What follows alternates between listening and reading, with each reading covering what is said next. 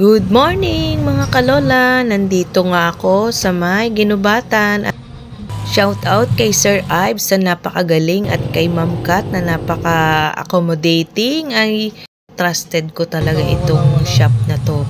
Alam niyo ho ba, ang nangyari din sa sasakyan ko ay nawala ho ang aircon bigla. Yun pala ay nilanggam yung kanyang relay. Kita nyo naman yan ang dami niyang langgam.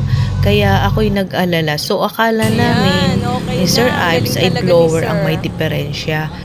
Pero nung ma-check niya na wala pang 100,000 kilometers yung takbo ng sasakyan ko, ay nag-isip siya, hindi pwedeng masira ang blower basta-basta. Kaya nga. So, ayun nga. Pinagtiyagaan niyang hanapin ang problema at nakita nga niya na ang diferensya ay naandun sa relay. Pinasok talaga ng langgam. Akala ko ang laki na magagastos ko. Buti na lang ang tiyaga talaga ni Sir Ives.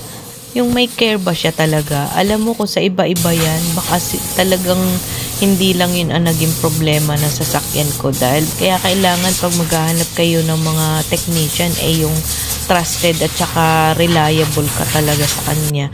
Dahil lang alam nyo, ang mahal ng ating sasakyan tapos makakita ka ng scammer na talaga yung dahilan. Ako po, napakamahal pa naman ng mga pyesa ng sasakyan kong ito. Kaya ayan, nalambing ko rin sa kanya yung aming sensor at naayos naman niya. Kaya thank you so much Sir Ives, Ma'am Kat. So yun lang, bye bye. Thank you for watching.